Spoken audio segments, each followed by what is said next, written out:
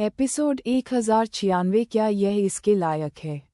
क्या? नीले कपड़े पहने बूढ़े आदमी की बातें सुनकर सुशांत चोगा की आंखें चौड़ी हो गईं। शुरुआती शांति अब सदमे में बदल गई थी।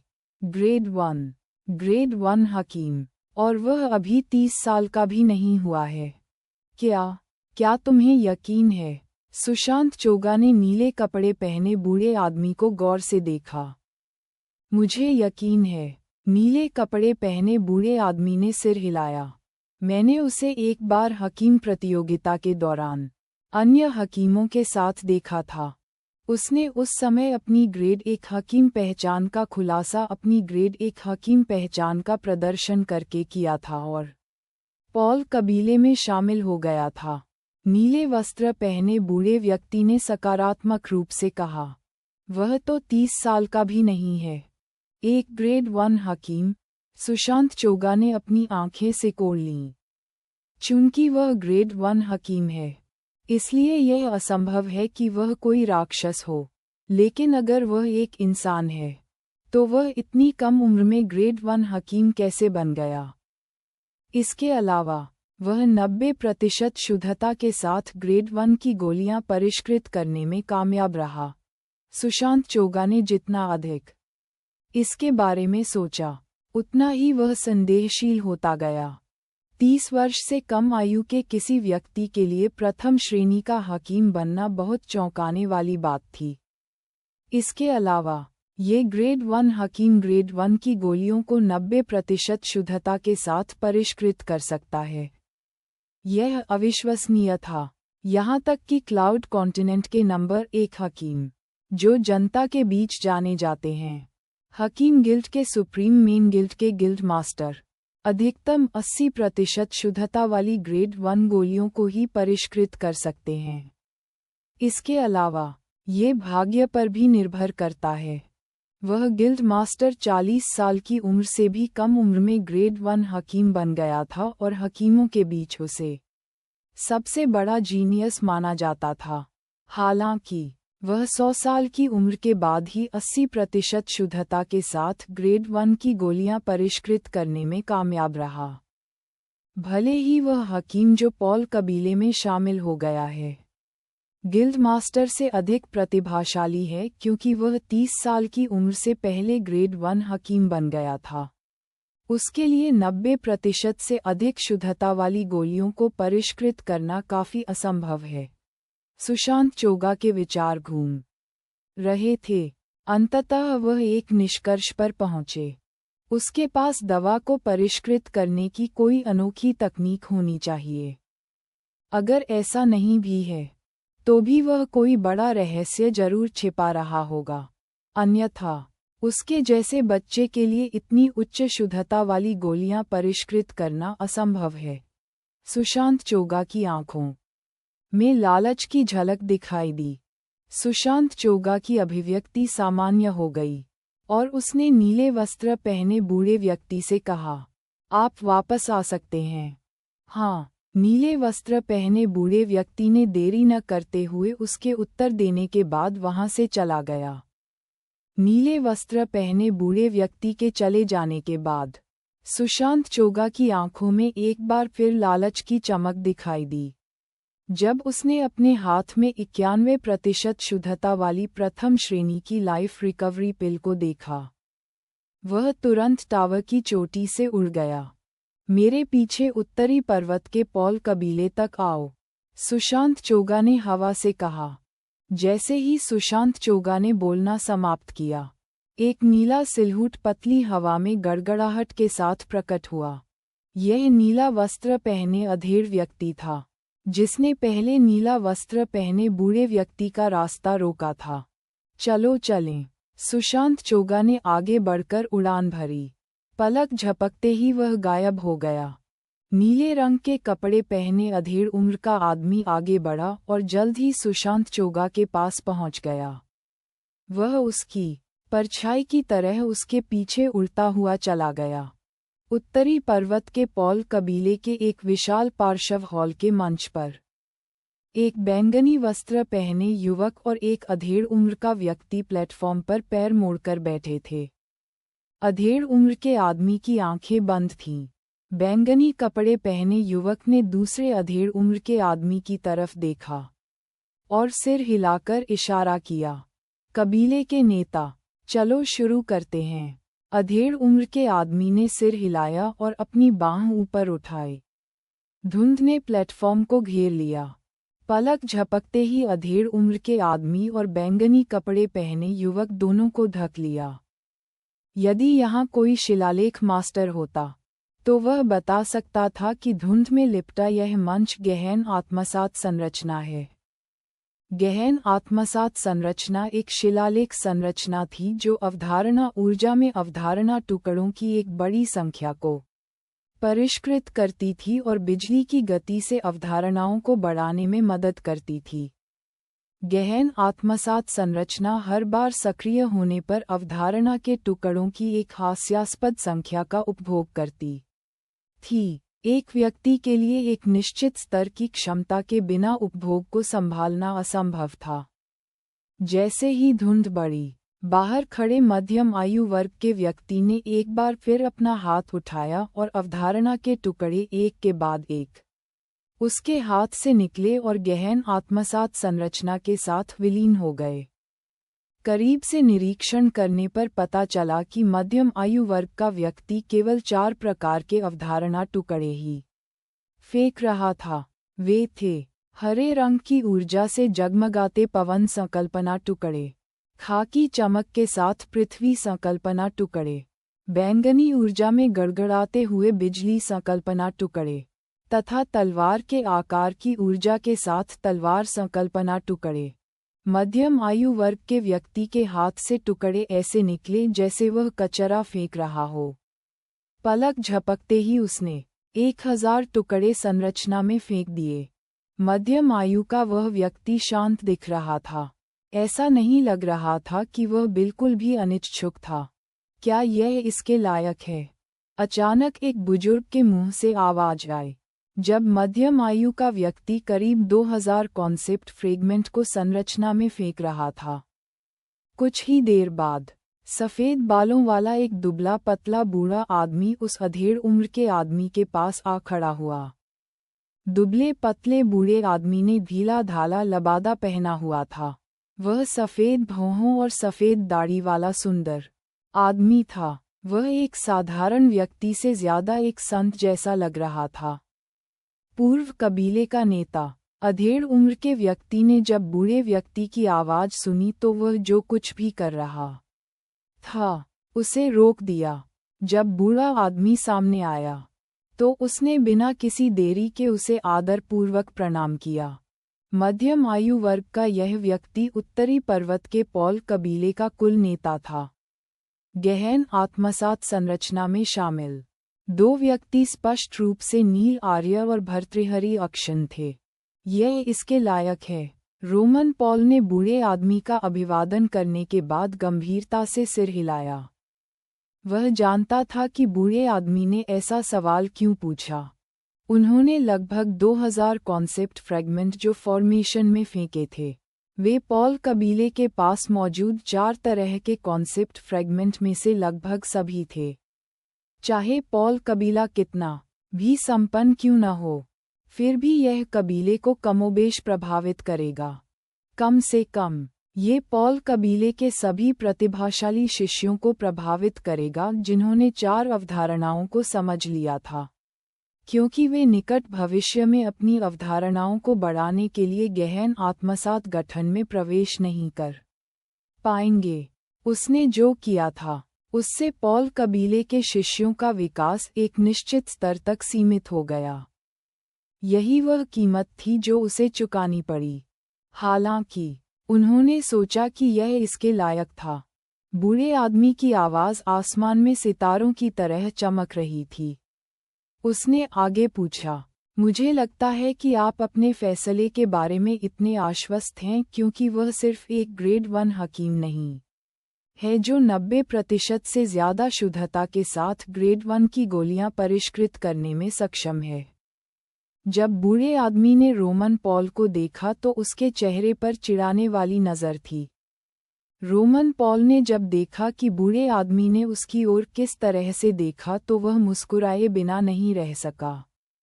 वह जानता था कि भूतपूर्व कबीले के सरदार को कुछ पता चल गया होगा, अन्यथा वह ऐसा सवाल नहीं पूछता। वह बूढ़ा व्यक्ति कबीले का पूर्व नेता त्रिकाल था। रोमन पॉल की आश्चर्यजनक औषधि शोधन प्रतिभा की तुलना में त्रिकाल ने अपनी प्रभावशाली मार्शल क्षमता के साथ उस समय ये स्थान अर्जित किया था। यद्यपि त्रिकाल एक हकीम नहीं था, लेकिन मार्शल दाव में उसकी प्रतिभा भयानक थी। अब भी पॉल कबीले में कोई नहीं जानता था कि यह पूर्व कबीला नेता, जिसने स्वेच्छा से अपना पद छोड़ दिया था, कितना शक्तिशाली था। हालांकि हर कोई जानता था कि 3 पॉल कबीले के संरक्षक बुजुर्ग जो मार्शल सम्राट शक्तिशाली थे, पूर्व कबीले नेता को हराने में सक्षम नहीं हो सकते थे, भले ही वे तीनों एक साथ काम करें। ये पूर्व कबीला नेता पॉल कबीले का असली संरक्षक देवदूत था। पूर्व कबीले के नेता, कृपया मुझे मुश्किल स्थिति में न डालें। मैंने बुजुर्ग नील के सामने 9 स्वर्गीय क्लेश की शपथ ली है। अगर मैंने आपको कुछ ऐसा बताया जो मुझे नहीं बताना चाहिए तो मैं वज्रदंड से मारा जाऊंगा, रोमन पॉल ने असहाय होकर कहा। यद्यपि वह पॉल कबीले का वर्तमान कबीला नेता था, लेकिन स्थिति के हिसाब से वह अपने सामने खड़े बूढ़े व्यक्ति की तुलना में कुछ भी नहीं था। उसके सामने खड़े बूढ़े आदमी के पास अनोखी शक्ति थी। अगर बूढ़ा आदमी चाहे तो वर्तमान कबीले के नेता को भी तुरंत बर्खास्त कर दिया जा सकता है। 9 स्वर्गीय क्लेश। त्रिकाल ने अपनी सफ़ेद भौहें ऊपर उठाईं।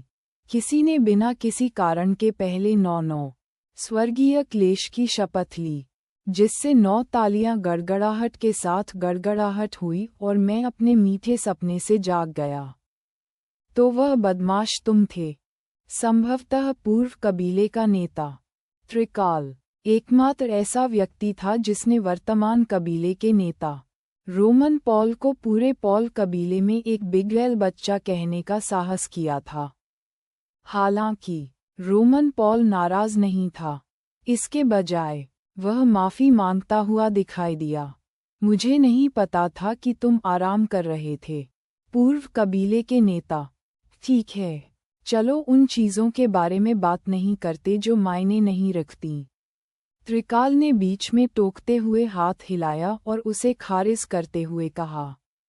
उसकी आंखें चमक उठीं और उसने कहा, बेशक तुम मुझे नहीं बता सकते कि यह क्या है क्योंकि तुमने 9 स्वर्गीय क्लेश की शपथ ली है। लेकिन अगर तुम मुझे यहाँ वहाँ कुछ संकेत दे दो तो कोई समस्या नहीं होनी चाहिए। जब त्रिकाल ने बात की तो उसके चेहरे पर एक धूर्त मुस्कान आ गई। रोमन पॉल ने अपना सिर हिलाया और कहा, पूर्व कबीले नेता, आप ऐसा नहीं कह सकते। अगर आप मेरे संकेत से बुजुर्ग नील की असली पहचान का पता लगा लेते हैं, तो मैं 9 स्वर्गीय क्लेशों के वज्रदंड से मारा जाऊंगा। असली पहचान।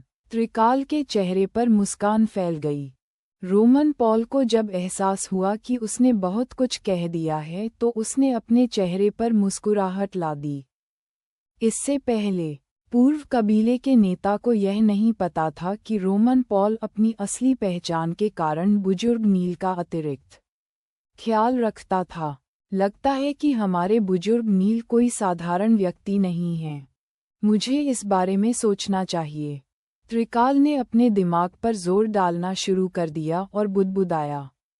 एक ग्रेड 1 हकीम जो 30 साल का भी नहीं है और 90% से अधिक शुद्धता के साथ ग्रेड 1 की गोलियों को परिष्कृत कर सकता है। इसके अलावा आप उसके प्रति बहुत सम्मान रखते हैं। उसकी असली पहचान निस्संदेह आप जैसे बिगड़ैल बच्चे के लिए भी सराहनीय है। त्रिकाल ने चेहरे पर शिकन लिए इस पर विचार करना जारी रखा। त्रिकाल की बुदबुदाहट सुनकर रोमन पॉल के होंठ फड़क उठे। उन्होंने यह उम्मीद नहीं की थी कि पूर्व कबीले का नेता उसे दी गई सीमित जानकारी के आधार पर सच्चाई के इतने करीब पहुंच जाएगा। एक ग्रेड 1 हकीम जो 90% से अधिक शुद्धता के साथ ग्रेड 1 की गोलियों को परिष्कृत करता है, 30 साल की उम्र से पहले ग्रेड 1 हकीम बन गया।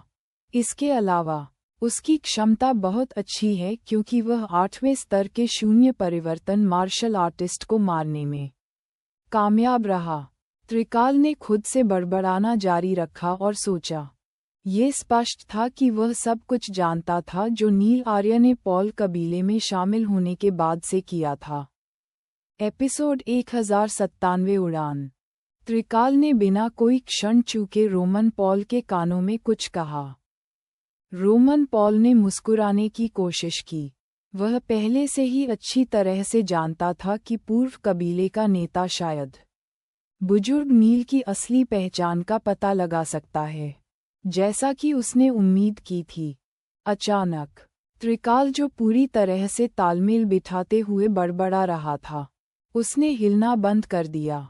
उसकी पुतलियां सिकुड़ गईं। रोमन पॉल, वह बदमाश, क्या यह वही व्यक्ति है जिसका उल्लेख हमारे पूर्वज द्वारा छोड़ी गई पुस्तिका में किया गया था? त्रिकाल ने आखिरकार रोमन पॉल को देखते हुए पूछा। उसने देखा कि रोमन पॉल ने अपनी बात पूरी करने से पहले ही सिर हिला दिया। चूंकि उसे पहले ही वह जवाब मिल चुका था जो वह चाहता था, इसलिए उसने इस मामले पर जोर नहीं दिया और आगे कुछ नहीं पूछा। मैंने कभी उम्मीद नहीं की थी कि हमारा पॉल कबीला एक बार फिर उसके संपर्क में होगा। त्रिकाल कुछ पल की चुप्पी के बाद चिल्लाने से खुद को रोक नहीं सका। ये स्पष्ट था कि उसने नील आर्य की असली पहचान का पता लगा लिया था। पॉल कबीले के पूर्व कबीले नेता के रूप में वह उस पुस्तिका की विषय वस्तु के बारे में काफी अच्छी तरह से जानते थे जिसे केवल पॉल कबीले के नेताओं को ही पढ़ने की अनुमति थी। एक समय ऐसा भी था जब वह 10,000 वर्ष पूर्व के शक्तिशाली व्यक्ति को अपना आदर्श मानता था और अब उसके आदर्श का पुनर्जन्म उसकी आंखों के सामने प्रकट हो गया था। पूर्व कबीले के नेता, क्या आपको लगता है कि मैंने सही चुनाव किया है? क्या यह इसके लायक है? रोमन पॉल ने त्रिकाल को देखा और मुस्कुराते हुए पूछा। त्रिकाल ने जैसे ही अपना हाथ ऊपर उठाया, उसके हाथ से कॉन्सेप्ट फ्रैगमेंट निकल पड़े। ये 4 तरह के कॉन्सेप्ट फ्रैगमेंट थे जिनकी नील आर्य और भर्तृहरि अक्षन को जरूरत थी। बहुत जल्द ही 100 कॉन्सेप्ट फ्रैगमेंट फेंक दिए गए। हालांकि वहां केवल 100 अवधारणा टुकड़े ही थे क्योंकि उसके पास केवल इतने ही थे। रोमन पॉल, तुम बदमाश हो। तुम्हारे पास जो 4 तरह के कॉन्सेप्ट फ्रैगमेंट हैं, उन्हें फॉर्मेशन में फेंक दो। तुम क्या देख रहे हो? अभी करो। त्रिकाल ने महसूस किया कि जब वह उससे बात कर रहा था तो रोमन पॉल ध्यान भटका रहा था और उसे थोड़ा गुस्सा आया। हाँ, त्रिकाल वास्तविकता में वापस आ गया और उसने अपने स्थानिक वलय में मौजूद सभी 4 प्रकार के अवधारणा टुकड़ों को गहन आत्मसात संरचना में डाल दिया और पीछे कुछ भी नहीं छोड़ा। रोमन पॉल के होंठ हिलना बंद नहीं हुए। हालांकि त्रिकाल ने पहले उसे सीधे जवाब नहीं दिया था, लेकिन त्रिकाल ने जो किया वह निस्संदेह उसकी पसंद से सहमति जताना था। कम से कम 2000 अवधारणा टुकड़े थे जिन्हें शुरू से ही गहन आत्मसात संरचना में फेंक दिया गया था। लगभग वहां रोमन पॉल ने मन ही मन सोचा, नहीं, ये अवधारणा टुकड़े अभी भी अपर्याप्त हैं। मुझे 3 बूढ़े लोगों के पास जाना होगा ताकि वे हमें उनके पास मौजूद सभी टुकड़े दे सकें। त्रिकाल की आवाज़ रोमन पॉल के कानों में सुनाई दी। अगले ही पल रोमन पॉल को अपने बगल में हवा का एक झोंका महसूस हुआ और उसके बाद त्रिकाल गायब हो गया। कौन वह था जिसने पहले मेरी पसंद पर संदेह किया था? रोमन पॉल के होंठ एक बार फिर फड़क उठे और वह भ्रमित भाव में था। स्वाभाविक रूप से नील आर्य को इस बात का कोई अंदाजा नहीं था कि गहन आत्मसात संरचना के बाहर क्या हुआ था। अगर उसे पता भी होता तो उसके पास इतनी छोटी छोटी बातों पर ध्यान देने के लिए समय और ऊर्जा नहीं होती। उन्होंने अपनी सारी आध्यात्मिक ऊर्जा को गहन आत्मसात संरचना में एकीकृत कर लिया था और एक बिल्कुल अलग स्तर पर संरचना को नियंत्रित कर रहे थे। उस समय की तुलना में जब वह पंचतत्व संप्रदाय में था, अब वह गहन आत्मसात संरचना को अधिक आसानी से नियंत्रित करने में सक्षम था। इस बार वह जिस संकल्पना ऊर्जा को अवशोषित करने में सफल रहे, वह अब अतीत की तरह मात्र 10वां हिस्सा नहीं थी। उनकी आध्यात्मिक ऊर्जा ने अब उन्हें 60% से अधिक संकल्पना ऊर्जा को आसानी से नियंत्रित करने की अनुमति दी, जिससे यह उनकी संकल्पना समझ को बढ़ाने के लिए उनके शरीर में विलय हो गई। चूंकि अब वह अपनी चेतना को 3 भागों में विभाजित कर सकता था, इसलिए वह अपनी समझ को बढ़ाने के लिए एक साथ 3 विभिन्न प्रकार की संकल्पना ऊर्जा को अवशोषित कर सकता था। उन्होंने पृथ्वी अवधारणा अंशों से परिष्कृत अवधारणा ऊर्जा को रोक दिया, जबकि वे अन्य 3 अवधारणाओं की अपनी समझ में सुधार करना जारी रखे हुए थे। तलवार अवधारणा, पवन संकल्पना, थंडर अवधारणा।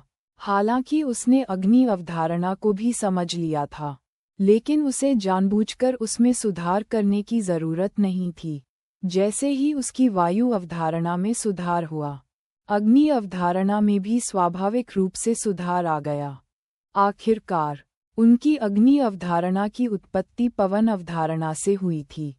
शुरुआत में वह भर्तृहरि अक्षन की मदद नहीं कर सका, क्योंकि वह तलवार अवधारणा टुकड़ों द्वारा परिष्कृत अवधारणा ऊर्जा को अवशोषित कर रहा था। यह वही था जिसकी भर्तृहरि अक्षन को जरूरत थी। बिना ये जाने कि कितना समय बीत चुका है, नील आर्य अंततः भर्तृहरि अक्षन को अपनी तलवार अवधारणा को सुधारने में मदद कर सकता था, क्योंकि उसने सफलतापूर्वक अपनी तलवार अवधारणा को 9वें उन्नत स्तर तक तोड़ दिया था। नील आर्य ने अपने नियंत्रण में गहन आत्मसात संरचना के माध्यम से तलवार अवधारणा टुकड़ों से परिष्कृत 60% अवधारणा ऊर्जा को आंशिक रूप से अवशोषित कर लिया, और वह केवल 10% अवशोषित करने के बाद सफलतापूर्वक आगे बढ़ने में कामयाब रहा। आखिरकार उसकी तलवार अवधारणा पहले ही 8वें उन्नत स्तर तक पहुंच चुकी थी। वह शीर्ष पर पहुंचने से केवल एक स्तर दूर था, और स्वाभाविक रूप से इसका मतलब था अवधारणा का शिखर। गहन आत्मसातीकरण संरचना संकल्पना के टुकड़ों को परिष्कृत करेगी, जबकि इसमें निहित संकल्पना ऊर्जा व्यक्ति की अवधारणा को केवल 9वें उन्नत स्तर तक ही बढ़ा सकती है। इसे और ऊंचे स्तर तक उठाना असंभव था। तलवार अवधारणा टुकड़ों द्वारा परिष्कृत अवधारणा ऊर्जा नील आर्य के युद्धाभ्यास के साथ आकाश को भेदती हुई एक तेज तलवार की तरह भर्तृहरि अक्षन के सामने पहुंची। नील आर्य की आध्यात्मिक ऊर्जा की सहायता से संकल्पना ऊर्जा सफलतापूर्वक भर्तृहरि अक्षन के शरीर में विलीन हो गई। ये ध्यान दिए बिना कि क्या हो रहा था, भर्तृहरि अक्षन ने चुपचाप उस संकल्पना ऊर्जा को अवशोषित कर लिया जो उसकी ओर भेजी गई थी। जैसे ही नील आर्य ने अन्य 3 प्रकार की संकल्पना ऊर्जा को अवशोषित किया और उन्हें एक ही समय में ऊपर उठाया, भर्तृहरि अक्षन की तलवार अवधारणा पहले से ही भयानक गति से बढ़ रही थी। मैंने कभी नहीं सोचा था कि भर्तृहरि अक्षन का साधना आधार इतने कम समय में आत्मा फलों के साथ शून्य व्याख्या चरण तक बढ़ जाएगा। मुझे लगता है कि अगर उसे थोड़ा और समय दिया जाए तो उसके लिए शून्य परिवर्तन चरण तक इसे ऊपर उठाना बहुत मुश्किल नहीं होना चाहिए। नील आर्य अन्य मामलों के बारे में सोचने से विचलित था, जबकि वह लालच से 3 प्रकार की अवधारणा ऊर्जा को अवशोषित कर रहा था। मुझे आश्चर्य है कि कबीले के नेता ने कितने अवधारणा टुकड़े फेंके होंगे। गहन आत्मसात संरचना के माध्यम से परिष्कृत अवधारणा ऊर्जा बहुत अधिक है, जो मैं अभी नियंत्रित कर रहा हूँ।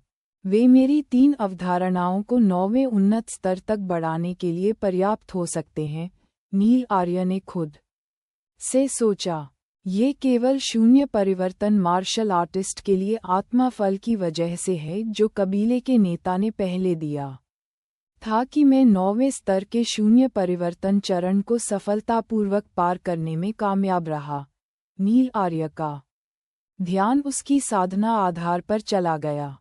अपनी यात्रा से लौटने के बाद एक आत्मिक फल का सेवन करने के बाद वह 8वें स्तर के शून्य परिवर्तन चरण को सफलतापूर्वक पार करने में कामयाब रहा। उन्होंने पहले एक अन्य आत्मिक फल का सेवन किया था और सफलतापूर्वक 9वें स्तर के शून्य परिवर्तन तक पहुंच गए थे, जिससे वह मार्शल मोनाक चरण को प्राप्त करने से केवल एक कदम दूर रह गए थे। अब, चूंकि मैंने 9वीं उन्नत स्तर की तलवार अवधारणा को समझ लिया है, इसलिए मैं तलवार की गहराई के टुकड़ों का उपयोग करके तलवार की गहराई को समझना शुरू कर सकता हूँ।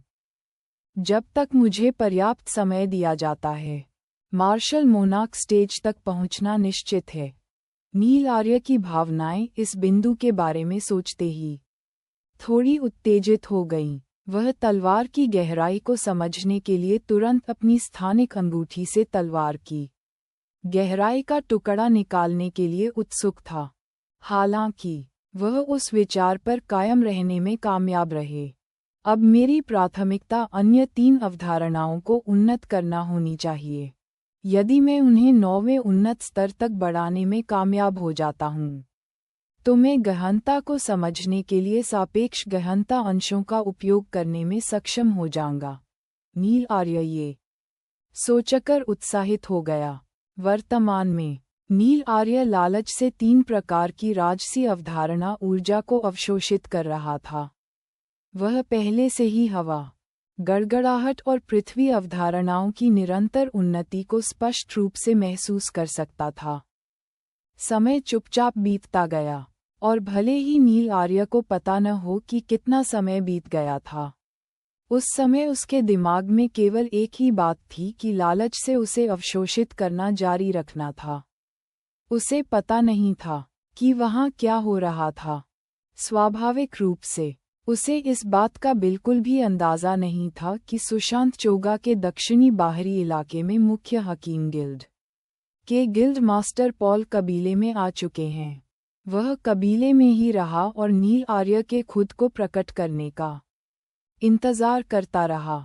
गहन आत्मसात संरचना के बाहर 2 आकृतियां खड़ी थीं। वहां एक मध्यम आयु वर्ग का भव्य व्यक्ति और एक अन्य बूढ़ा व्यक्ति था जो किसी संत जैसा दिख रहा था। पूर्व कबीले नेता, क्या हो रहा है? अधेड़ उम्र का यह आदमी पॉल कबीले का वर्तमान कबीला नेता रोमन पॉल था। वह अपने आप को भौचक्का किए बिना नहीं रह सका और उसने अपने बगल में बैठे बूढ़े आदमी से उत्सुकता से पूछा, 2 महीने हो गए हैं। बुजुर्ग नील अभी तक बाहर क्यों नहीं आ रहे हैं? चिंता मत करो, पूर्व कबीले नेता त्रिकाल ने कहा। रोमन पॉल की तरह चिंतित होने के बजाय उसने शांत चेहरे के साथ कहा, उस व्यक्ति को मत भूलना जिसने इस गहन आत्मसात संरचना का निर्माण किया है। रोमन पॉल ये सुनकर दंग रह गया कि त्रिकाल ने क्या कहा। उस समय उसे कुछ याद आ रहा था। जब उसने अपने दिमाग पर जोर डाला, उसकी पुतलियां सिकुड़ गईं और उसने खुद से सोचा, मैं लगभग भूल ही गया था। हमारे पूर्वज ने जो पुस्तिका छोड़ी थी, उसके अनुसार ये पुनर्जन्म मार्शल सम्राट था जिसने गहन आत्मसात संरचना का निर्माण किया था। बुजुर्ग नील पुनर्जन्म मार्शल सम्राट का पुनर्जन्म है। वह गहन आत्मसात संरचना को बहुत अच्छी तरह से जानता है। उसने वहां सबसे अच्छा प्राप्त किया होगा। रोमन पॉल को इस बात का यकीन था क्योंकि उसे सब कुछ याद था। जितना अधिक समय तक वह गहन आत्मसात संरचना में रहेगा, उतना ही अधिक वह खुद को ऊपर उठाने में सक्षम होगा। ऐसा लगता है कि इस बार बुजुर्ग नील ऊंची उड़ान भरने जा रहा है। रोमन पॉल ने कहा, ये पॉल कबीले का सौभाग्य है कि वे बुजुर्ग नील से मिल पाए। हमें अपने इस महान सौभाग्य को संजोकर रखना चाहिए। त्रिकाल ने पूरी गंभीरता से कहा। समझ गया। रोमन पॉल ने सिर हिलाया। वह जानता था कि भले ही पूर्व कबीले के नेता ने उसे याद नहीं दिलाया। कबीले के नेता। उसी समय बाहर से एक तेज आवाज सुनाई दी। मिस तुलसी वनाश यहाँ हैं। मिस तुलसी वनाश। रोमन पॉल पहले तो चौंक गया, लेकिन बाद में मुस्कुराने लगा। लगता है मिस तुलसी वनाश इंतजार करते करते अधीर हो रही हैं। अगर वो अंदर आना चाहती हैं तो उन्हें अंदर आने दो। थोड़ी देर बाद एक खूबसूरत लाल वस्त्र पहने महिला, जिसका चेहरा बर्फ की परत से ढका हुआ लग रहा था, अंदर आए। वह कहाँ है? तुलसी वनाश ने रोमन पॉल को देखते हुए ठंडे स्वर में पूछा। तुलसी वनाश का सवाल सुनने के बाद रोमन पॉल ने पास ही स्थित गहन आत्मसात संरचना की ओर देखा। उसे केवल धुंध ही दिखाई दे रही थी। एपिसोड 1098 नौवीं उन्नत स्तर की पवन और अग्नि अवधारणा। रोमन पॉल ने जब गहन आत्मसात संरचना को देखा तो तुलसी वनाश के शरीर से ज्वाला की एक लपट उठी। उठती हुई ज्वाला ने अंततः तलवार का आकार बना लिया। तलवार के आकार की ज्वाला आकाश में ऊपर उठ रही थी, जबकि झुलसा देने वाली हवा की लहरें बाहर निकल रही थीं। ये भव्य था। अचानक रोमन पॉल और त्रिकाल को लगा कि उन्हें एक स्टोव में रखा गया है जहां वे आग से जल रहे हैं। इससे पहले कि वे कुछ समझ पाते, उन्होंने लाल वस्त्र पहने उस खूबसूरत महिला को, जिसके चेहरे पर अत्यंत शीतलता थी, चलते हुए देखा। वे केवल ये देख पाए कि उसके हाथ में एक तलवार का रूप लेती ज्वाला गहन आत्मसात संरचना की ओर बढ़ती जा रही थी। 3 फुट ऊंची ज्वलंत तलवार जहां से भी गुजरती, वहां आघात तरंग से एक रास्ता खुल जाता और एक तीखी ध्वनि निकलती। हालांकि जब ये शक्तिशाली तलवार गहन आत्मसात संरचना पर उतरी तो ऐसा लगा जैसे वह कपास में घुस गई हो, और उसका कोई प्रभाव भी नहीं पड़ा। हालांकि तुलसी वनाश, जिसके खूबसूरत चेहरे पर बर्फ की एक परत जमी हुई थी, ने असफल प्रयास से हार नहीं मानी। वह अपने हाथ से लगातार तलवार के आकार की लपटें छोड़ती रही, मानो वह कभी थकेगी ही नहीं। तुलसी वनाश ने कई तलवारें चलाने के बाद ही गति धीमी होने के संकेत दिए, जबकि उसके हाथ में पकड़ी ज्वलंत तलवार गिर गई और अंततः गायब हो गई। इस बीच रोमन पॉल और त्रिकाल, जो एक तरफ खड़े थे, अचंभित रह गए। उनकी आंखें तुलसी वनाश के सिर के ऊपर आसमान पर टिकी थीं। 8000 प्राचीन सींग वाले ड्रैगन की आकृतियां अंततः लुप्त होने से पहले फीकी पड़ गईं। 8000 प्राचीन सींग वाले ड्रैगन की ताकत। रोमन पॉल और त्रिकाल ने एक दूसरे को देखा और एक दूसरे की आंखों में अविश्वास का झटका देखा। स्पष्टतः तुलसी वनाश की क्षमताओं ने उन्हें भयभीत कर दिया। दानव सम्राट। अगले ही पल दोनों के मन में एक ही विचार आया। उन्होंने अनुमान लगाया कि तुलसी वनाश एक राक्षस है, एक राक्षस सम्राट। सटीक रूप से कहें तो वह एक शक्तिशाली राक्षस सम्राट थी। उनके लिए, तुलसी वनाश के लिए मार्शल सम्राट बनना असंभव था, अगर वह केवल 20 वर्ष की उम्र में एक मानव होती। हालांकि उन्हें यह नहीं पता था कि हालांकि तुलसी वनाश सम्राट चरण की गहनताओं का उपयोग कर सकती थी, लेकिन उसकी साधना का आधार केवल प्रथम स्तर शून्य परिवर्तन चरण पर था। इस प्रकार की साधना का आधार तो उल्लेख करने लायक भी नहीं था, विशेषकर तब जब उसने दोनों गहनताओं में निपुणता प्राप्त कर ली थी।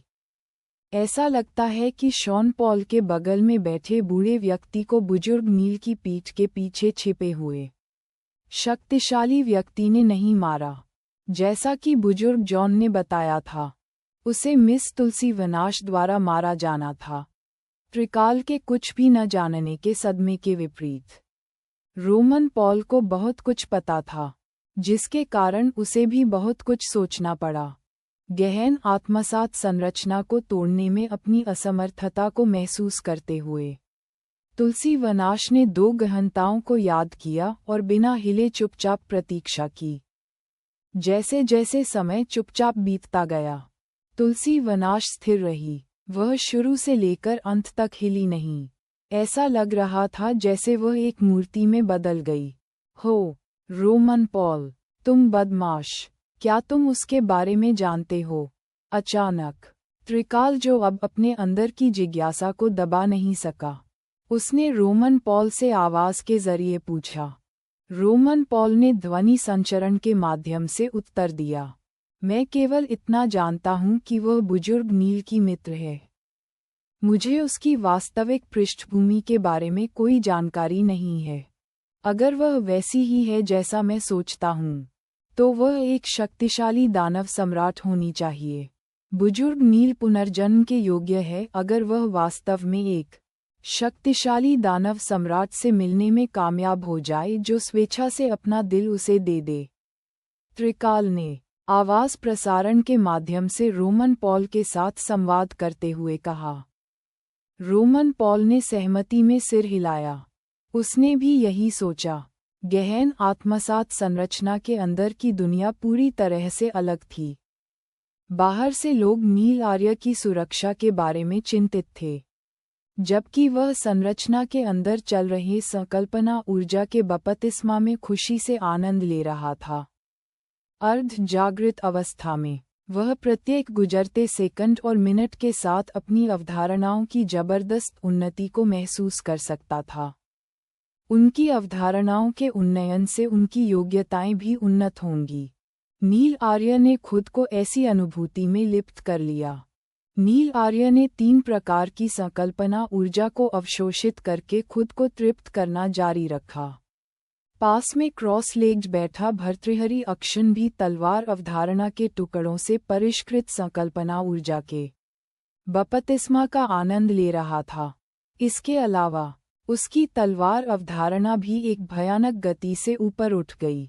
हालांकि भर्तृहरि अक्षन गहरी नींद में था और अपने व्यक्तिगत उत्थान में कुछ भी महसूस करने में असमर्थ था, जबकि नील आर्य उसकी अवधारणाओं में हर बदलाव को स्पष्ट रूप से महसूस कर सकता था। उन्होंने संकल्पना ऊर्जा को पुनर्तः निष्क्रिय अवस्था में अवशोषित कर लिया। समय चुपचाप बीत गया। नील आर्य को पता ही नहीं चला कि कितना समय बीत गया था, लेकिन अचानक जागने से पहले वह चौंक गया। मेरी पवन अवधारणा, यह 9वें उन्नत स्तर तक पहुंच गई है। नील आर्य ने अपनी आंखें नहीं खोलीं। इसके बजाय उसने अपने शरीर के चारों ओर हवा की आभा को महसूस किया, जो उसे अपनी बाहों को थोड़ा ऊपर उठाने पर मिली। उस समय उसके शरीर के चारों ओर बह रही हवा प्राकृतिक हवा से भिन्न नहीं थी। नील आर्य को यह अच्छी तरह से पता था कि जब वह समझ के शिखर पर पहुंच चुका था तो उसकी पवन अवधारणा इसी तरह काम करती थी। अगला कदम होगा पवन की गहराई को समझना। मैं अब एक सच्चा शीर्ष स्तर शून्य परिवर्तन मार्शल आर्टिस्ट हूँ। नील आर्य का दिल धड़क उठा जब उसने खुद से सोचा। यद्यपि उनकी योग्यताएं गहन आत्मसात संरचना में प्रवेश करने से पहले एक नियमित पीक लेवल शून्य परिवर्तन मार्शल आर्टिस्ट के बराबर थीं, फिर भी ये केवल उनकी योग्यताएं ही थीं। उनकी साधना का आधार और विभिन्न अवधारणाओं की समझ एक सच्चे शिखर स्तरीय शून्य परिवर्तन मार्शल आर्टिस्ट की समझ से बहुत बेहतर थी। अब जबकि उनकी साधना का आधार 9वें स्तर के शून्य परिवर्तन चरण तक बढ़ गया था, उनकी 2 अवधारणाएं 9वें उन्नत स्तर तक पहुंच गईं। यह एक शीर्ष स्तर के शून्य परिवर्तन मार्शल आर्टिस्ट का प्रतीक था। यद्यपि उनकी योग्यताएं अतीत में एक शीर्ष स्तरीय शून्य परिवर्तन मार्शल आर्टिस्ट के समान थीं, ये केवल तुलना के लिए की गई तुलना थी, विशेषकर तब जब उन्हें उस समय एक सच्चा शीर्ष स्तरीय शून्य परिवर्तन मार्शल आर्टिस्ट भी नहीं माना जाता था। हालांकि उस समय उन्हें एक सच्चा पीक लेवल शून्य परिवर्तन मार्शल आर्टिस्ट माना जाता था। बिना ध्यान दिए उसके शरीर के चारों ओर की हरी ऊर्जा तेजी से घूमने लगी, मानो वह अब नील आर्य के चारों ओर घूमने वाले हरे दिव्य ड्रैगन में परिवर्तित हो गई हो। अचानक हरे रंग के दिव्य ड्रैगन ने अपना मुंह खोला और आग की लपटें उगलनी शुरू कर दीं। राजसी लपटें गड़गड़ाने लगी और पलक झपकते ही वह दिव्य ड्रैगन में बदल गया। अब यह एक लाल दिव्य ड्रैगन था, आकार या आभा से परे। लाल दिव्य ड्रैगन हरे दिव्य ड्रैगन के समान था। यह एक दिव्य ड्रैगन था जिसे उसकी 9वीं उन्नत स्तर की अग्नि अवधारणा से रूपांतरित किया गया था। नील आर्य को अपनी अग्नि अवधारणा को अलग से समझने की कोई जरूरत नहीं थी। जब तक उसकी वायु अवधारणा में कोई ऊंचाई होगी, उसकी अग्नि अवधारणा भी उसी तरह आगे बढ़ेगी। ये ठीक वैसा ही था जैसा कि वर्तमान में हो रहा था। चूंकि नील आर्य ने 9वें उन्नत स्तर की वायु अवधारणा को समझ लिया था, इसलिए अग्नि अवधारणा जिसे उसने कभी जानबूझकर नहीं समझा था, वह भी 9वें उन्नत स्तर तक सफलतापूर्वक पहुंच गई। उनकी अग्नि अवधारणा उनकी पवन अवधारणा से उत्पन्न हुई। वे एक दूसरे से संबंधित थे, इसलिए उनके पवन अवधारणा में परिवर्तन के बाद परिवर्तन आए। अगले ही क्षण दोनों दिव्य ड्रैगन गायब हो गए क्योंकि नील आर्य को दोनों अवधारणाएं याद आ गईं।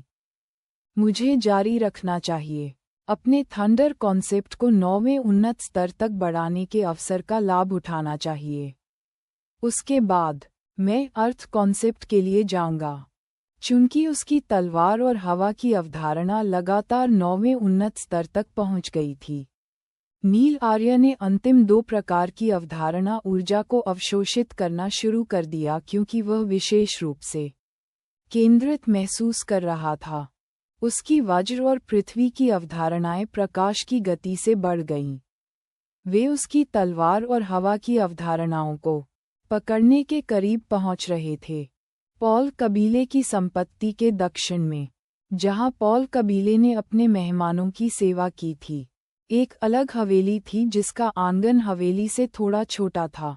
हालांकि कबीले में आने पर जिस किसी भी मेहमान को हवेली में रहने की अनुमति दी जाती थी, वह निश्चित रूप से एक उत्कृष्ट पहचान वाला व्यक्ति होता था। कबीले द्वारा उन्हें एक सम्माननीय अतिथि के रूप में माना जाता था। इस बीच सामान्य अतिथियों को अलग अलग परिसरों में बिना नौकरों के रहना पड़ता था। हालांकि दक्षिण में एक निजी हवेली के सामने के आंगन में मंडप में एक बूढ़ा आदमी बैठा था। उसने चांदी का लबादा पहना हुआ था और पत्थर की मेज के सामने बैठकर चुपचाप अपनी चाय का आनंद ले रहा था। पॉल कबीले का बुजुर्ग नील जरूर कोई बड़ा आदमी होगा। लगता है कि वह मुझे 3 से 5 महीने तक इंतजार करवाने की योजना बना रहा है। चांदी के लबादे वाले बूढ़े आदमी ने अपने बगल में खड़े नौकर से शांति से कहा। इससे पहले कि नौकर कुछ प्रतिक्रिया कर पाता, मंडप में हवा के झोंके से एक आकृति प्रकट हो गई। मंडप के दोनों ओर खड़े 2 नौकरों के चेहरे पर एक बेतुका आदमी का भाव आ गया था। क्या मुझे कबीले के नेता को हमें जवाब देने के लिए मजबूर करना चाहिए? यह एक नीला वस्त्र पहने मध्यम आयु वर्ग का व्यक्ति था जो प्रकट हुआ। उसने चांदी के वस्त्र पहने बूढ़े व्यक्ति को देखते हुए परीक्षण के अंदाज में पूछा, इसकी कोई जरूरत नहीं है। चांदी के लबादे वाले बूढ़े ने हल्के से अपना सिर हिलाया। हम यहाँ किसी की तलाश में हैं, परेशानी मोल लेने नहीं। मेहमान को मेजबान की सुविधा के हिसाब से होना चाहिए। मैं इंतजार कर सकता हूँ। इसके अलावा मुझे एक मजबूत आंतरिक अनुभूति हो रही है कि पॉल कबीले के बुजुर्ग बहुत जल्द ही खुद को दिखाएंगे। चांदी के लबादे वाले बूढ़े व्यक्ति ने धीरे से कहा। चांदी के वस्त्र पहने बूढ़ा आदमी बड़बड़ा रहा था। तभी नीले वस्त्र पहने अधेड़ आदमी गायब हो गया। दोनों नौकरों के चेहरे पर फिर से भाव आ गए थे, क्योंकि वे डर से कांप रहे थे। जल्द ही 1 महीना बीत गया। पॉल कबीले एस्टेट के एक विशाल हॉल में जमा हुआ कोहरा धीरे धीरे गायब हो गया। जल्द ही बगल के हॉल में प्रतीक्षा कर रही एकमात्र व्यक्ति ने धीरे से अपनी आंखें खोलीं और वह आकाश के नीचे पैर मोड़कर खड़ी हो गई। उसकी चमकदार आंखें बहते पानी की तरह लग रही थीं, और वे एक नज़र से ही सभी पुरुषों को मोहित कर सकती थीं। हालांकि उसका बेहद खूबसूरत, बर्फ से ढका हुआ चेहरा एक ठंडी आभा देता था, जिससे ऐसा लगता था कि वह अपने पास आने वाले हर व्यक्ति को अस्वीकार कर देगी। जैसे ही धुंध छंटी, उसकी आंखों के सामने 2 आकृतियां और एक मंच स्पष्ट रूप से दिखाई देने लगा। उसने उस अधेड़ उम्र के व्यक्ति को पूरी तरह से नज़रअंदाज कर दिया था। उसने तुरंत अपनी नज़रें बैंगनी वस्त्र पहने एक युवा व्यक्ति पर टिका दीं और एक बार भी अपनी नज़रें नहीं हटाईं। प्लेटफॉर्म पर पैर मोड़कर बैठे बैंगनी वस्त्र पहने युवा व्यक्ति ने सांस छोड़ी और अपनी आंखें खोलीं। उसकी आंखें प्रकाशमान दीप थीं जो तारों भरे रात्रि आकाश को भी प्रकाशित कर सकती थीं। हा हा हा। उसी समय उत्साह से भरी एक हंसी ने साइड हॉल में व्याप्त सन्नाटे को पूरी तरह से तोड़ दिया। एपिसोड 1099 अंतिम धक्का को छोड़कर सब कुछ ठीक है। भर्तृहरि अक्षन हंस रहा था। इससे पहले कि वह नील आर्य के साथ गहन आत्मसात संरचना में प्रवेश करता, उसने नील आर्य से पता लगाया कि संरचना में प्रवेश करने वाले मार्शल आर्टिस्ट की अवधारणाएं उन्नत हो जाएंगी। जब वह एक लंबी, गहरी नींद से जागा तो सबसे पहला काम उसने अपनी तलवार की अवधारणा को आजमाने का प्रयास किया। जब उसने तलवार की अवधारणा डाली, तो उसने स्वर्ग और पृथ्वी की ऊर्जा को देखा जो उसके सिर के ऊपर गड़गड़ा रही थी। उसने स्वर्ग और पृथ्वी की घटना के निर्माण को देखा जिसमें 1000 प्राचीन सींग वाले ड्रैगन की आकृतियां दिखाई दे रही थीं। अकेले तलवार अवधारणा द्वारा संचालित स्वर्ग और पृथ्वी ऊर्जा ने 1000 प्राचीन सींग वाले ड्रैगन की आकृतियां बनाईं। यह 9वीं उन्नत स्तर की तलवार अवधारणा का प्रतीक था। भर्तृहरि अक्षन इस बात से खुश कैसे न हो सकता था। यद्यपि वह जानता था कि गहन आत्मसात संरचना में प्रवेश करने से पहले उसकी तलवार अवधारणा उन्नत हो जाएगी, लेकिन उसने यह उम्मीद नहीं की थी कि यह उन्नयन इतना अधिक होगा। यह इतना बड़ा कदम था कि यह 9वें उन्नत स्तर तक पहुंच गया। यह अवधारणा का चरम था। वह तलवार की गहनता प्राप्त करने से एक कदम दूर था। गहनता आमतौर पर मार्शल सम्राट शक्तियों के लिए विशिष्ट थी। हालांकि जब उन्होंने तुलसी वनाश को अग्नि और तलवार की गहनता का प्रयोग करते देखा, तो उन्हें एहसास हुआ कि गहनता केवल मार्शल सम्राट शक्तियों तक ही सीमित नहीं थी। उसकी स्थिति तुलसी वनाश जैसी ही थी। वह केवल एक प्रथम स्तर शून्य परिवर्तन मार्शल आर्टिस्ट थी जिसने 2 गहनताओं को समझा था। उसने 2 सम्राट चरण गहनताओं को समझा। इसके अलावा वे साधारण गहनताएं नहीं थीं। यह कोई मजाक नहीं था। साधारण मोनार्क स्टेज प्रोफिंडिटी की तुलना में उसके पास प्रत्येक प्रोफिंडिटी से 4000 प्राचीन सींग वाले ड्रैगन की ताकत थी। तुलसी वनाश केवल एक प्रथम स्तर शून्य परिवर्तन मार्शल आर्टिस्ट थी, लेकिन उसने तीसरे स्तर के सम्राट चरण अग्नि गहनता और तीसरे स्तर के सम्राट चरण तलवार गहनता को समझ लिया था। युवा गुरु, मेरी तलवार अवधारणा 9वें उन्नत स्तर तक पहुंच गई है। भर्तृहरि अक्षन उत्साहित था क्योंकि वह उत्साह से नील आर्य को देख रहा था। उसकी आंखों की गहराई में भी गर्व की झलक थी। बुरा नहीं है। नील आर्य ने भर्तृहरि अक्षन के शब्द सुनकर केवल सिर हिलाया। उसे बिल्कुल भी आश्चर्य नहीं हुआ। उसे पहले से ही भर्तृहरि अक्षन की सफलता की उम्मीद थी। 9वीं उन्नत स्तर तलवार अवधारणा। हालांकि सिर्फ इसलिए कि नील आर्य को आश्चर्य नहीं हुआ, इसका मतलब यह नहीं था कि तुलसी वनाश को भी आश्चर्य नहीं हुआ। हालांकि उसकी अभिव्यक्ति ठंडी रही, लेकिन उसकी चमकदार आंखों की गहराई में आश्चर्य का संकेत था।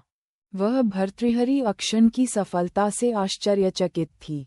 उसने पहले भी भर्तृहरि अक्षन को अपनी तलवार अवधारणा का प्रयोग करते देखा था, इसलिए वह भर्तृहरि अक्षन की तलवार अवधारणा के स्तर को अच्छी तरह से जानती थी।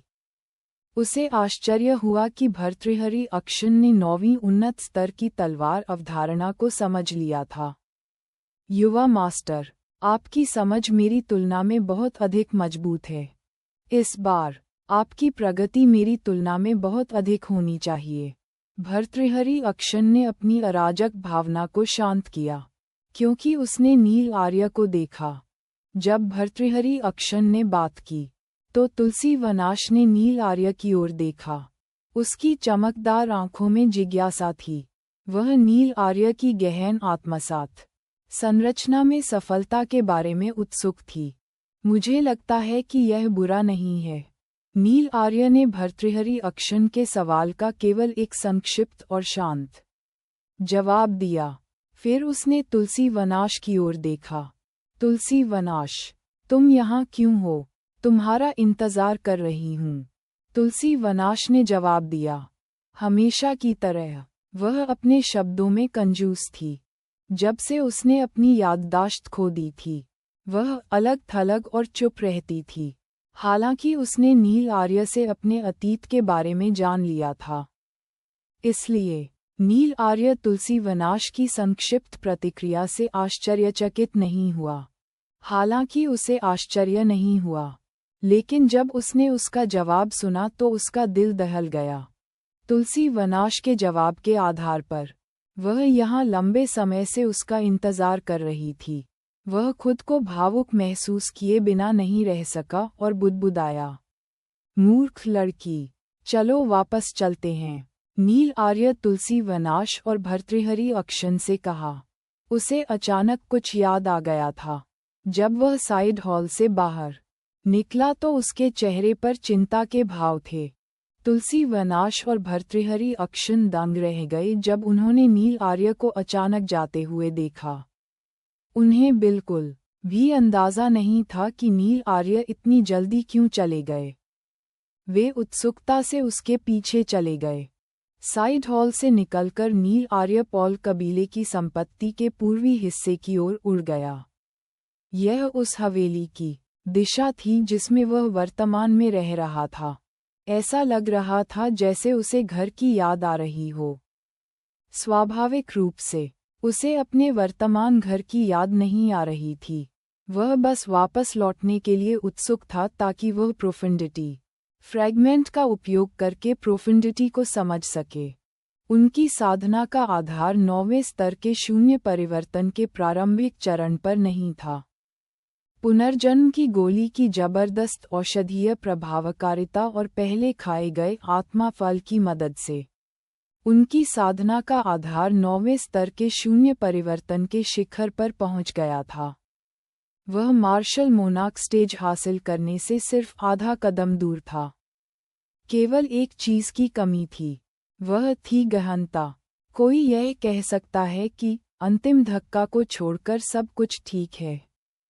जैसे ही वह गहनता को समझ लेता, उसकी साधना का आधार सफलतापूर्वक मार्शल मोनार्क चरण तक पहुंच जाता।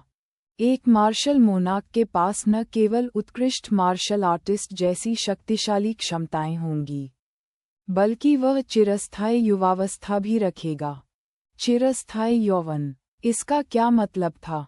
इसका अर्थ ये था कि जब तक वह चाहें, तब तक वह अपने उस रूप को बरकरार रखेंगे जो उन्होंने मार्शल मोनार्क चरण में पहुंचने के समय से अब तक बनाए रखा था।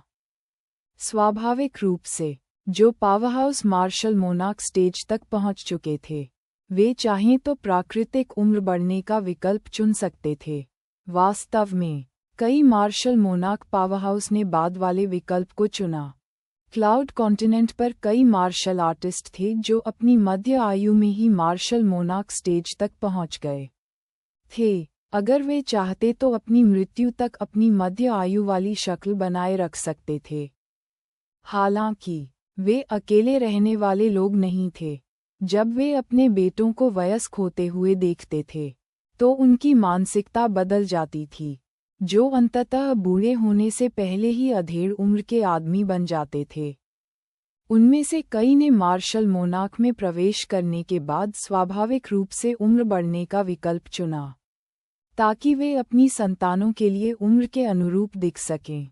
क्या ये हास्यास्पद नहीं लगेगा कि एक शक्तिशाली व्यक्ति अपनी मध्य आयु में दिखाई दे जबकि उसके पोते पोतियां उससे अधिक उम्र के दिखाई दें?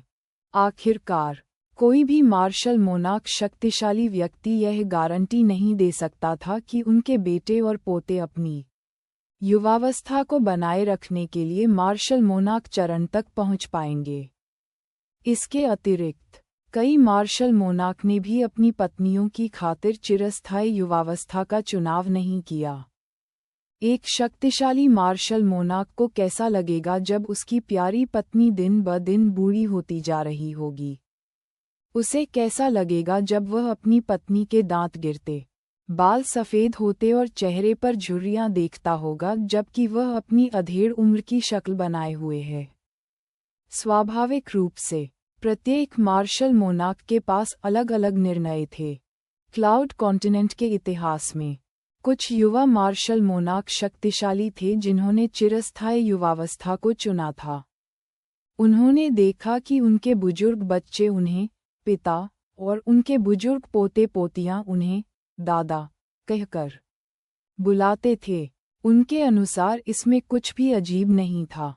वरिष्ठता का बाहरी दिखावे से कोई लेना देना नहीं था। मार्शल मोनाक स्टेज नील आर्य वापस जाने के लिए उत्सुक था। वह चाहता था कि उसके पास एक जोड़ी पंख होते ताकि वह तेजी से उड़ सके। हालांकि पूरे समय उसके मन में कई विचार चलते रहे। तलवार अवधारणा, वायु अवधारणा, गड़गड़ाहट अवधारणा और पृथ्वी अवधारणा जो मैंने समझी थी, वे 9वें उन्नत स्तर तक पहुंच गई थीं। मेरे पास उनके लिए सभी 4 गहनता टुकड़े हैं। मैं अपनी चेतना को 3 भागों में विभाजित कर सकता हूँ, जिसका श्रेय मैं उस डेविल सील टैबलेट को देता हूँ जिसका मैंने 2 बार उपयोग किया था। मैं गहनता अंशों के माध्यम से एक साथ 3 भिन्न गहनताओं को समझ सकता हूँ। मुझे कौन सी 3 अवधारणाएं चुननी चाहिए जो पहले गहनता में बदल जाएं? ये तो परेशान करने वाला है। नील आर्य दुविधा में फंस गया।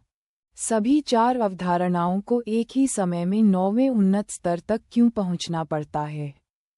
कभी कभी ऐसा लगता है कि बहुत सारी 9वें उन्नत स्तर की अवधारणाओं को समझना अच्छी बात नहीं है। नील आर्य ने आह भरी। यदि कोई और यह बात सुनेगा तो संभवतः उसे थप्पड़ मार देगा और उसे कृतघ्न तथा बेशर्म कहेगा। मुझे 3 अवधारणाओं में से पवन अवधारणा के लिए एक स्थान बचाना होगा। मुझे पवन गहराई के अंश के माध्यम से पवन गहराई को समझना होगा। स्वाभाविक रूप से वह मोनाक स्टेज प्रोफिंडिटी के टुकड़ों का उपयोग मोनाक स्टेज प्रोफिंडिटी तक पहुंचने के लिए करेगा। यद्यपि उसके पास सम्राट स्टेज पवन गहनता खंड था, फिर भी वह अभी उसका उपयोग नहीं कर सका था। सटीक रूप से कहें तो सम्राट चरण पवन गहनता अंश का उपयोग करने में सक्षम होने के लिए उसे 9वें स्तर के सम्राट चरण पवन गहनता को समझने तक प्रतीक्षा करनी होगी। हालांकि द्वितीय स्तर सम्राट चरण पवन गहनता खंड के अलावा, जिसे उसने पहले मार्शल सम्राट के गुप्त खजाने से प्राप्त किया था, उसके पास 8वें स्तर सम्राट चरण पवन गहनता खंड भी था। वह फिलहाल पहले वाले का उपयोग नहीं कर सकता था, लेकिन वह दूसरे वाले का उपयोग कर सकता था। उन्होंने बाद वाले का उपयोग करके एक बार और सभी के लिए पवन गहनता को समझने और मार्शल मोनाक चरण के माध्यम से एक मार्शल मोनाक पावरहाउस बनने की योजना बनाई। उन्होंने पवन संकल्पना की सफलता को प्राथमिकता दी, क्योंकि इससे अग्नि की गहनता को भी उसी स्तर तक बढ़ाया जा सकेगा। पवन संकल्पना को प्राथमिकता देना निस्संदेह एक बुद्धिमानी भरा निर्णय था। इसके तुरंत बाद नील आर्य उस हवेली में वापस आ गया जहां वह रह रहा था। तुलसी वनाश और भर्तृहरि अक्षन से बात करने के बाद वह तुरंत अपने कमरे में लौट आया और अपने बिस्तर पर पैर मोड़कर बैठ गया। इस बीच उनके हाथों में 3 टुकड़े थे। एपिसोड 1100 मार्शल सम्राट स्तर से नीचे वालों की तुलना में अजेय 3 प्रोफिंडिटी फ्रैगमेंट थे, ज्यादा सटीक रूप से 3 मोनार्क स्टेज प्रोफिंडिटी फ्रैगमेंट थे। इनमें से एक निस्संदेह मोनार्क स्टेज विंड प्रोफिंडिटी फ्रैगमेंट था। इसके साथ कोई भी व्यक्ति 9वीं स्तर की उन्नत पवन अवधारणा से आगे बढ़ सकता है और कम समय में मोनार्क स्टेज पवन गहराई को समझ सकता है। पवन संकल्पना वह संकल्पना थी जिसे नील आर्य आगे बढ़ाना चाहता था। यदि वह पवन अवधारणा को पवन गहनता में बदलने में सफल हो जाता तो वह स्वतः ही एक अन्य गहनता को भी समझ लेता। यह अग्नि गहनता थी। इसके अलावा उसके पास 2 अन्य मोनार्क स्टेज प्रोफिंडिटी फ्रैगमेंट भी थे। उनमें से एक 3rd level monarch stage sword profundity fragment था। यह मार्शल सम्राट के गुप्त खजाने से प्राप्त पिछले गहनता टुकड़े से अलग था। ये गहनता टुकड़ा तलवार सम्राट के खजाने से टेम्पेस्ट तलवार सम्राट के शरीर के भीतर पाए गए 3 गहनता टुकड़ों में से एक था। उस समय टेम्पेस्ट स्वॉर्ड सम्राट के शरीर में 2 अन्य गहन अंश थे, एक तीसरे स्तर का मोनार्क स्टेज पवन गहनता टुकड़ा और एक तीसरे स्तर का मोनार्क स्टेज थंडर गहनता टुकड़ा।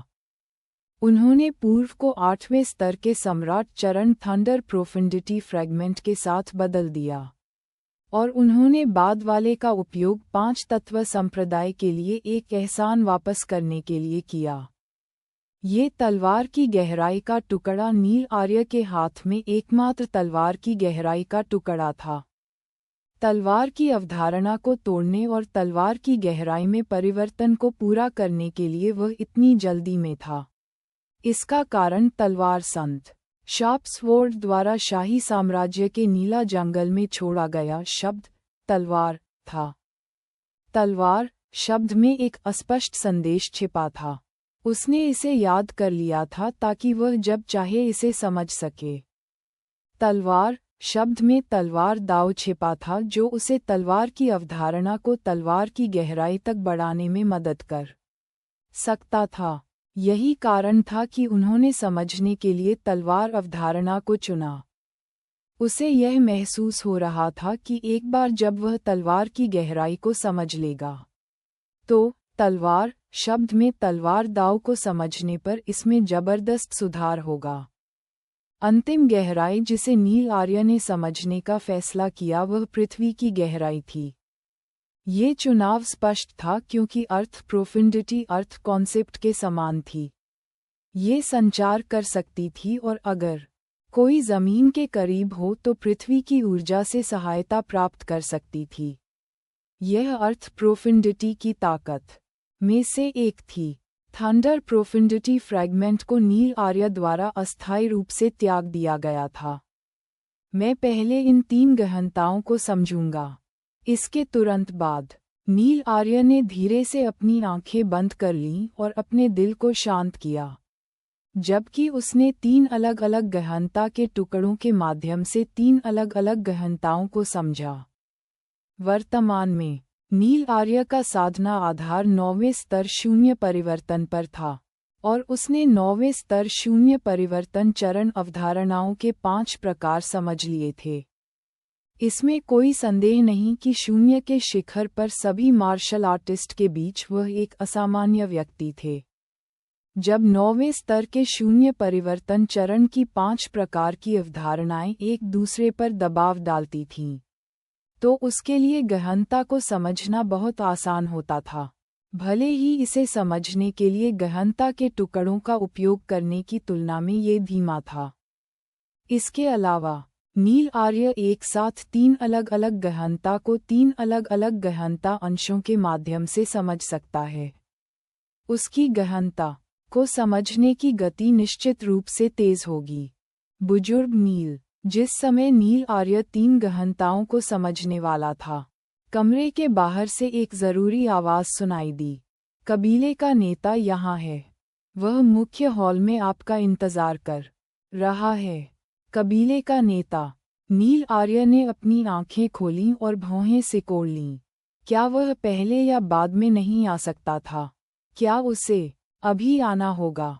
हालांकि उसने इस बारे में शिकायत की, फिर भी उसने 3 गहन अंशों को एक तरफ रख दिया और अपनी समझ को रोक दिया।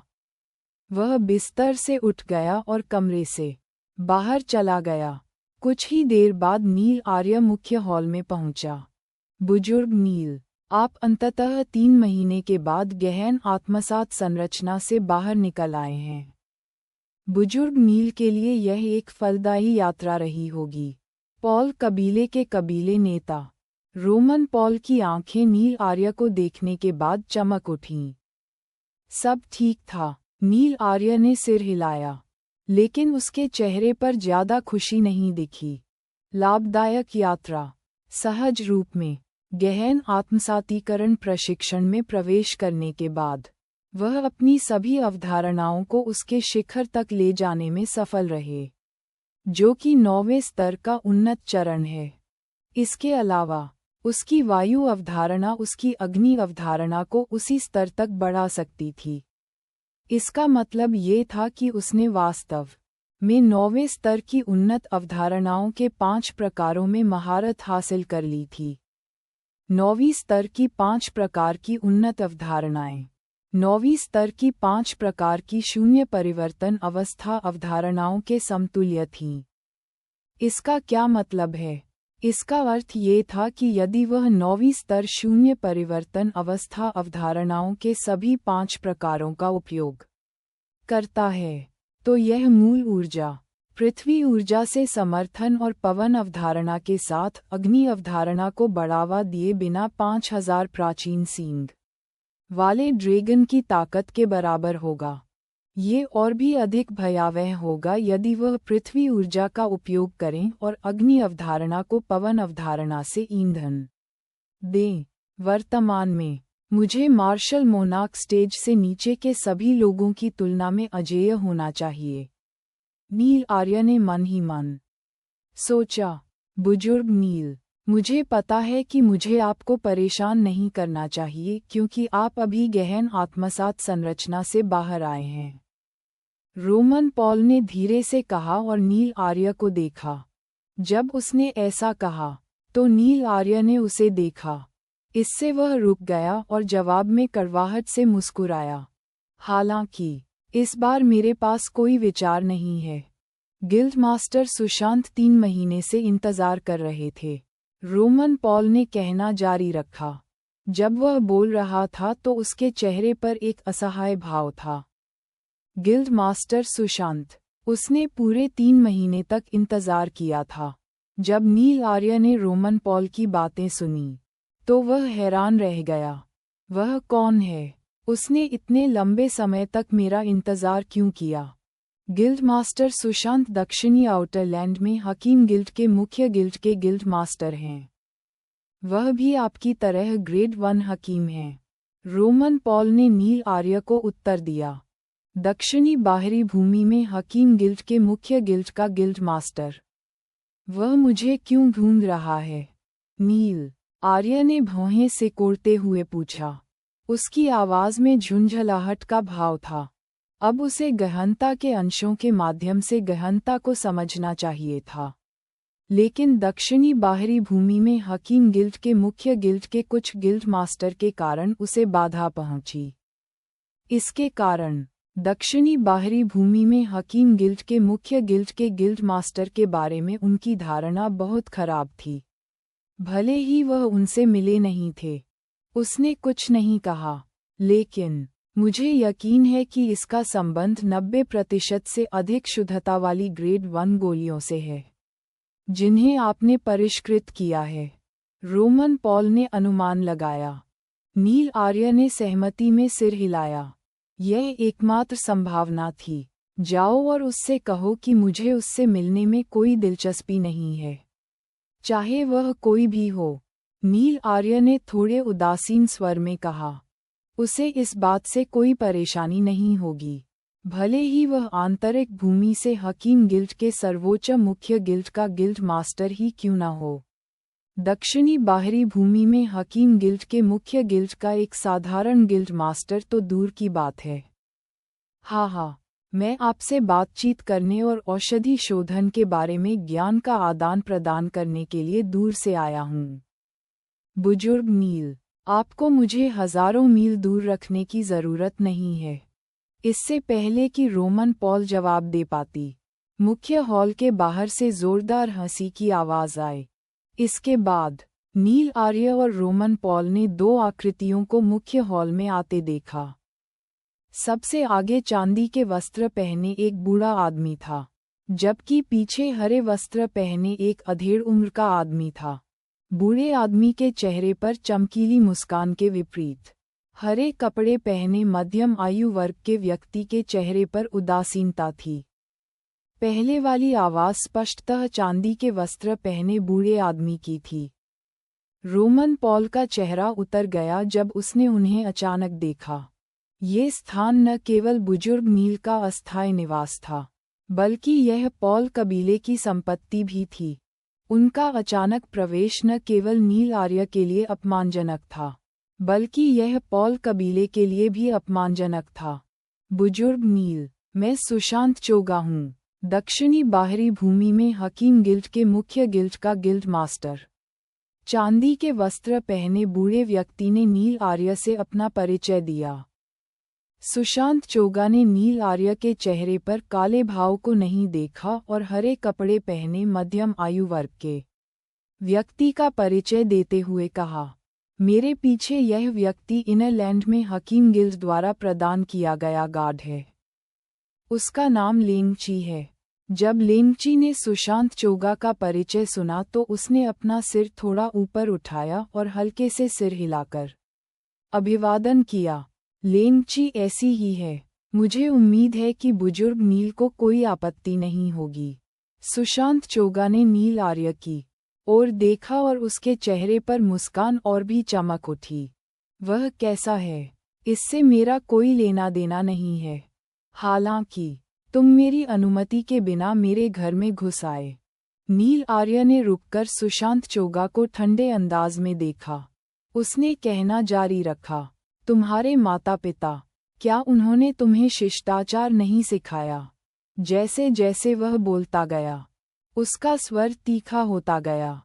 क्या आपके माता पिता ने आपको शिष्टाचार नहीं सिखाया? नील आर्य के ऐसा कहने के बाद रोमन पॉल जो उसके बगल में खड़ा था, तुरंत स्तब्ध रह गया। यद्यपि वह देख सकता था कि बुजुर्ग नील पागल था, उसने उनसे इतनी कठोरता की अपेक्षा नहीं की थी। उनसे पहले ये बूढ़ा आदमी दक्षिणी बाहरी भूमि में हकीम गिल्ड के मुख्य गिल्ड का गिल्ड मास्टर था। वह दक्षिणी बाहरी भूमि में शीर्ष ग्रेड एक हकीम था। स्वाभाविक रूप से बुजुर्ग नील के आने से पहले वह शीर्ष हकीम थे। हालांकि वह अभी भी एक मूल्यवान ग्रेड एक हकीम था। बुजुर्ग नील ने जिस तरह से उसकी आलोचना की थी, उससे निस्संदेह उसका अपमान हुआ था। हालांकि रोमन पॉल ने इस बात की अनदेखी की। उसे याद आया कि बुजुर्ग नील कोई साधारण व्यक्ति नहीं थे। 10,000 साल पहले सुशांत चोगा जैसे लोग अपने पिछले जन्म में बुजुर्ग नील के जूते के फीते बांधने के भी योग्य नहीं थे। जैसे ही नील आर्य ने अपना वाक्य पूरा किया, सुशांत चोगा की मुस्कान उसके चेहरे पर जम गई और फिर विकृत हो गई। हरे कपड़े पहने मध्यम आयु वर्ग के व्यक्ति ने अपनी आंखों में ठंडक के साथ फिर से नील आर्य को देखा। उसने अपने शरीर से एक भयानक आभा निकाली जो ब्लेड और तलवारों की तरह सीधे नील आर्य की ओर बढ़ रही थी। जहां भी यह आभा गुजरती, हवा संघनित होती प्रतीत होती। नील आर्य बेफिक्र रहा। उसने इसे बिल्कुल भी गंभीरता से नहीं लिया। हालांकि नील आर्य ने इसे गंभीरता से नहीं लिया, इसका मतलब यह नहीं था कि अन्य लोग इसे गंभीरता से नहीं लेंगे। रोमन पॉल हवा की तरह आगे बढ़ी और नील आर्य के सामने खड़ी हो गई। विशाल आभा ने रोमन पॉल को दबाया। इससे वह लाल हो गया और फिर उसने मुंह में खून उगल दिया। खून पूरी जमीन पर फैल गया था। ये बहुत भयानक था।